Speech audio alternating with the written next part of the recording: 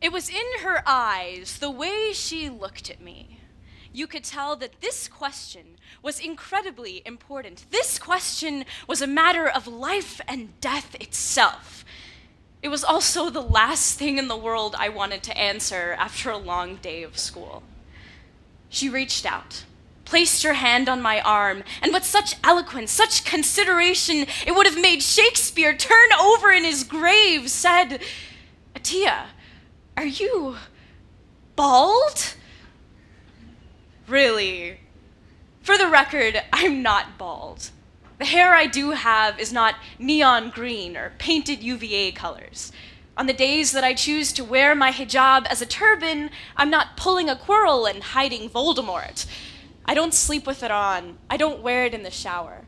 And no, I am not oppressed. I've been wearing the hijab, or headscarf, since 6th grade, of my own volition. So for years, I've struggled with divisive stereotypes that threaten my identity as a human being. I was 11 years old when my English teacher pulled me aside during class and said, "Atiya, don't you feel ugly compared to the other girls with that thing on your head?" I don't feel ugly. In fact, I feel rather beautiful. I was 12 when one of my good friends decided to take it upon herself to apologize on behalf of whatever cruel being out there had forced me to put this on my head, whether that was my dad or my mom. For the record, it was me, so I guess she was apologizing for me. I was 14 when in the hallways of my middle school, someone knocked my books from my hands and called me a terrorist. Someone I didn't know, someone who didn't know me, didn't know what I was like. And I was 15 years old, when in the irony of all ironies, I found a letter in my government notebook, bearing the words, "Go back to where you came from. Kill yourself. Terrorist." It was signed, "Love Jesus."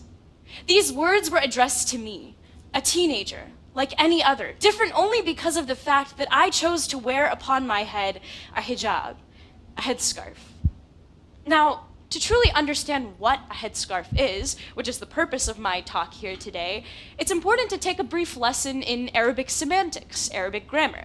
Now, in Arabic, words are composed of trilateral roots. That's 3 letters that create a root word that holds meaning for every other word that branches out from that sole root word. So in the case of hijab, the 3 root letters are ha, jim, and ba. When put together, they form the term hajaba, which literally means to conceal or hide from view. So at its base level in the Arabic language, at its root word, the word hijab means modesty. It means concealing. It means hiding from view, whether that means being humble in your daily conversations, whether that means wearing loose clothing, wearing modest clothing, and whether that means putting a scarf upon your head. Now, this idea of the hijab, the headscarf, is not only inherent to women. It's inherent to men as well. It's this idea that Muslim men as well as women lower their gazes, they're humble, they're pious, and they wear loose clothing, clothing that isn't immodest or tight-fitting. It's this idea of finding empowerment through the lack of sexualization within your own body. Now, in today's culture, this idea of modesty is often seen as outmoded or primitive. People hear modesty and think of body shaming, oppression of women, systematic oppression of women. But in reality, Islam's perception of modesty is something that is meant to empower people who carry it out. It's this idea of rejecting the objectification of a body and instead focusing on your individualism, your identity as a person without the sexualized aspects of yourself. Muslim men and women reject sexual objectification and choose instead to be intellectualized, personalized, that we're human beings. And yet, how do you explain this idea of modesty in a world that promotes the sexualization of women and young girls? We live in an age where you have to be sexy in order to fit in or find an attractive other. In order to find an attractive other, you have to compete with the current plastic surgery trends or fashion trends. There's an author named Wendy Shalett, and she wrote a book called Modesty: Recovering the Lost Virtue.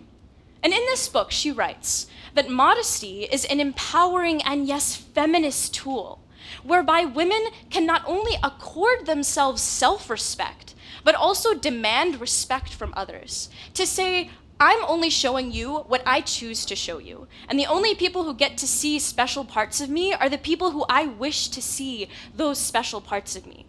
For everyone else, look at my personality, my identity as an individual, my identity as a fellow human being, regardless of what is on my head and what is not on my head.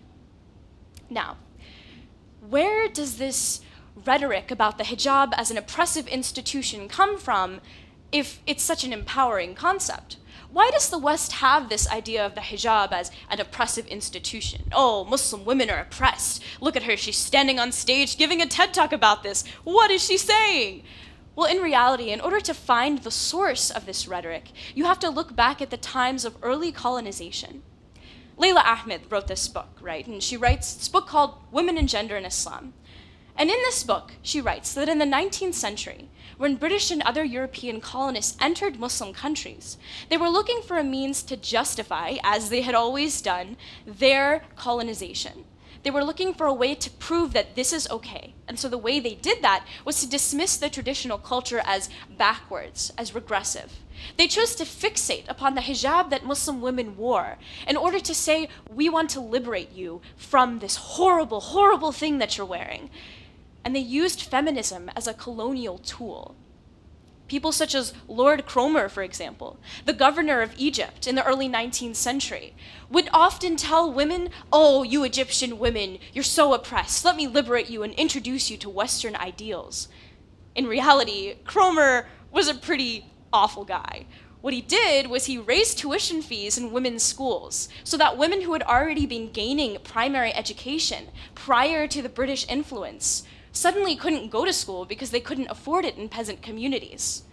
He limited the actions of female medics, new medics in society, people who are empowered, who are ready to embody their knowledge to midwifery, saying that science was the realm of men. And to top it all off, the icing on the cake, this guy, back home in Britain, was the leader of the Men's League Against Women's Suffrage. He was replacing maybe a medieval, maybe a Middle Eastern concept of patriarchy with his own British medieval concept of patriarchy. There's patriarchy in both cultures, and it was a matter of choosing one over the other, rather than allowing these women to kind of find their own meaning, to find their empowerment in their own culture, to define feminism for themselves. The saddest part of it all is that even the concept of the hijab as a discussion that we're having today is something that was handed over to Muslim feminists as something that they had to talk about because the West gave it to them. In every other culture you talk about, perhaps the West itself, you have symbols that you choose for yourself. Bras, skirts, pants, dresses. This is something we chose to talk about ourselves.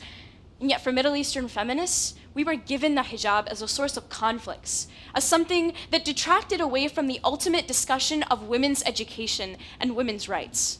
Malik Hisni Nassif was a feminist in the late 19th century, and she often wrote about this. She said that our faith does not dictate that whether or not you wear the scarf is what makes you a feminist. Our scarf doesn't have anything to do with this. In reality, we need to talk about women's education. We need to talk about what's truly important for women, and we need to ignore the fact that the West is giving us this object, this symbol, to have contention about between ourselves. So we've established that this is the root of Western rhetoric on feminism. This is where it all comes from. Western feminists tell Muslim women and other women of other cultures that they can't create their own conceptualizations of feminism. Instead, they must adhere to a Western construct. They must adhere to Western ideals of feminism. In reality, feminism is a diverse, beautiful movement in which women from various cultures, from various backgrounds, various religious upbringings can find meaning for themselves in what they're doing, can determine equality for themselves, and can determine how to advocate that equality for themselves. I personally consider myself to be a feminist. I know, scary, right? I'm not gonna jump at you all, don't worry. Yes, I consider myself to be a feminist, and what this means to me is that my hijab, rather than inhibiting me from embodying that feminism, further allows me to propagate that feminism, allows me to embody this idea that I am no longer a sexual object, that I'm a human being and I have a voice, that I am someone who is an aspiring future lawyer, an aspiring human rights activist, someone who already actively involves herself in social rights and social activism on grounds. The hijab, in my opinion, does not detract from that in any way. And yet, I am told by society that I cannot be proud of my scarf, that I cannot be both hijabi and feminist. I'm told that I'm oppressed. I'm told to be depressed about my so-called oppression. And when I'm happy with what I have, I'm told that I am regressive, radical. What am I doing? Why am I wearing this on my head? It's up to me to define what I choose to do with my body. And it's up to you, up to everyone around me, to not tell me what I should and shouldn't be doing, to not dismiss my intelligence, but to accept it, to acknowledge it, to respect it. It is sad that in today's culture, we don't have that respect. We don't have that knowledge and acceptance. In Australia today, Muslim women who choose to go to their House of Parliament have to sit in glass-enclosed galleries, apart from their fellow Australians because of their religious garb. While United Nations Commissioner Tim Wilson said that this is segregation on the basis of religious apparel, the Prime Minister of Australia doesn't seem to mind. He's actually been quoted saying, "I wish people didn't wear it. It's so confrontational." Yes, because my American flag headscarf is very confrontational. All the bright red, white, and blue. Pretty creepy, huh? In France, burqa bans have incited violence against women for a very long time. Violence that has often gone underlooked and overlooked. Just a couple years ago, a woman was walking back home on her way from work, and she was attacked by several men who began to beat her. She threw her hands over her head and yelled, I'm pregnant, stop hitting me." And they began to hit her harder to the point where she miscarried. She lost her baby to violence and intolerance. Is that something we're going to allow to perpetuate in our society? Is that something we're going to allow to spread in the United States, where young women who wear the hijab already have horror stories of their own to tell, much like my own? Friends, it's not. We can do something about this, and people already have been doing things about this. In Australia, campaigns like #wish, #I'll ride with you have begun to make Muslim women feel safe within communities and show that whether or not the government cares, the citizens care about injustice anywhere. In America, at UVA itself, World Hijab Day was brought to grounds in a moment of true solidarity with women who choose to wear the hijab. A moment where we as UVA students said that we would respect people's decisions regardless of what they wore and acknowledge the fact that yes, in the world there are some people who don't have that choice. It's true. Somewhere out there in the world, there's a woman who can't leave her front door without being shot down by the guns of patriarchy. A woman who's forced to wear certain clothing. A woman who has to wear all black garb without her own choice being involved in the matter. A woman treated like livestock, like cattle. But I'm here today to represent my own perspective. I'm not saying that there is justice in all forms of the hijab. I'm saying that my perspective is beautiful to me. I, a first-year college student in the United States, cannot in any way represent 1.2 billion Muslims across the world. It's just not feasible. I mean, it'd be pretty cool. I would feel really awesome. I'd feel amazing, actually. But I can't do that. And so I'm here today to ask you to broaden your horizons, to open your minds, to realize that there is a diverse culture behind what you are making a monolith of. That Islam in and of itself has a diverse culture, that it is a unique religion just like every other religion, and that what you hear on the news, what you hear on social media, is biased and untrue. The majority of Muslims are peaceful, happy, freedom-loving people, and you have the opportunity to meet them. I stand before you today as one of those happy Muslims, happy with her religion, happy with who she is, happy with what she chooses to wear upon her head. So don't tell me I can't be both feminist and Muslim. Don't tell me I can't be both Potterhead and Raghead. Let me label myself.